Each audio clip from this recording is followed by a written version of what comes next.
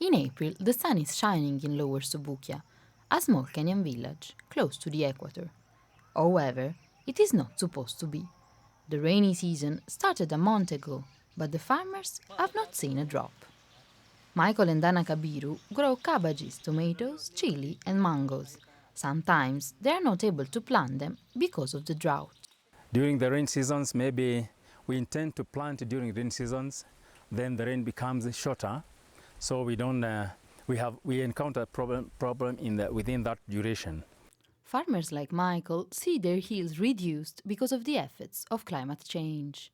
There are even droughts in the rainy seasons, and high temperatures can damage the crops. Their traditional practices have to be improved, their indigenous knowledge adapted to the challenges of global warming. Joseph Mulupi works at CABI, an international not-for-profit that applies scientific knowledge to agriculture. The whole issue about climate change, changing weather patterns, how does a farmer require to know that? It's not a knowledge they have. It's like they're also shocked what's happening. You have new varieties of diseases that are coming. You have new variety of technologies. How should a farmer know that the EU, for example, has put certain conditions for you to import a certain crop? With a mobile phone. In Kenya, everybody has got one.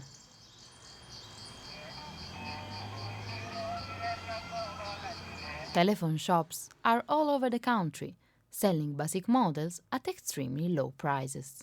We're trying to recruit members to join our network, so the only way we could do it is to introduce that cheap phone.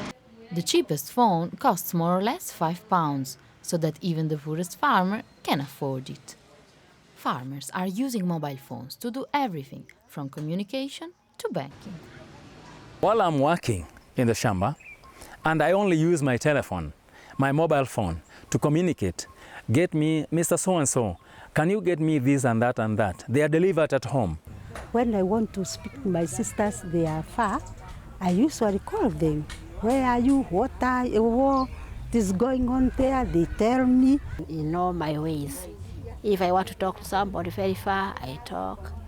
If I want to call my doctor to look after my cow. Even my account number, KCB, Kenya Commercial Bank, they send my pension on the phone. I just get my pension here on the phone. Mobile phone penetration in the countryside is so high that telephone companies and international organizations have decided to give agronomic tips and weather forecasts to farmers via text messages services. Lucy Caragna is the project manager of one of them, Airtel Kilimo. Instead of just using your phone for communication, you can use it to receive important information that can make a change in your life. By typing a code on his keypad, a farmer can choose the crop he wants to be assisted on and will receive 3 text messages per week during all stages of harvesting. I can click on yes, then it will give me the options of the various crops that I may be interested in. Where the farmer can get seeds, how to take care of his crop, when to weed, how to weed, when to spray, how to spray. Those are some of the key information we are really looking at. The rainfall patterns have changed. So it's no longer obvious that it will start raining on 15th of March. It can start before, it can start a month later. Farmers can even subscribe to a weather service and receive forecasts via text messages every week. With it, they can plan their activities in spite of changing rainfall patterns and plant their seeds before the onset of rain. However, this function is not helping many farmers facing climate change. According to a baseline evaluation of Airtel Kilimo, even if people subscribe to the service, they end up not using it. Tegan Palmer works at GSMA, the founders of Airtel Kilimo, and is the author of the research. Aren't really reaching the bottom of the pyramid right now in many cases. People kind of have a top-down view of what they think the people will want, but maybe not. They don't start with the farmers. Most farmers are poor, elderly and women, and often they can't read a text. Giuliana Atemi talked to some of them during a user testing. Mainly the people who came to the meeting were elderly people, elderly men and most of them women. And they said, first of all, the language, reading was a problem. maybe eyesight is a problem, or even just understanding. This is either in English or Kiswahili. They were not very comfortable with that, but they said we prefer to listen to the message because we are oral people. We speak, we learn by what we hear. We like to talk. We like to hear other people talk. Some other times, people just don't understand how to use the service. I don't know how to use it. Literacy is not just about ABCD, it's also functional literacy.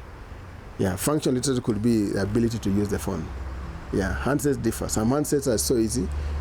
You go in and you are where you want immediately. Others are a bit challenging.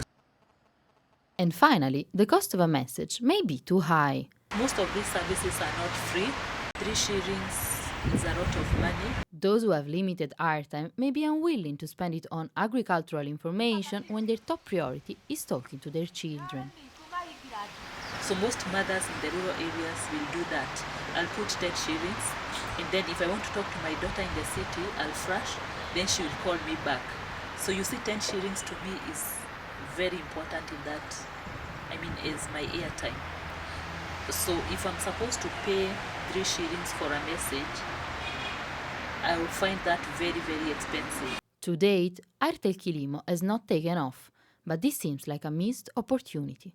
Mobile phones still have the potential of delivering important information to the countryside's poorest, but this information has to be adapted to their needs. The operator have to invest in vocal content, reduce the cost of a text, and create information that farmers are willing to pay for. Given time,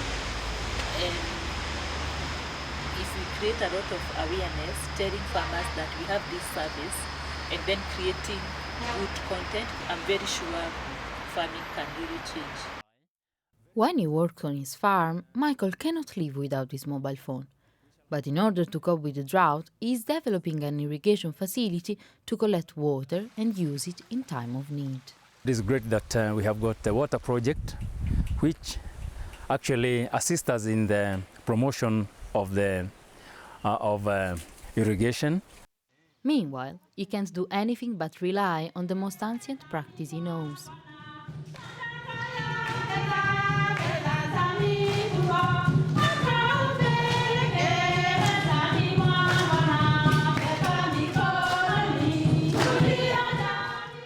Praying to God and waiting for the rain.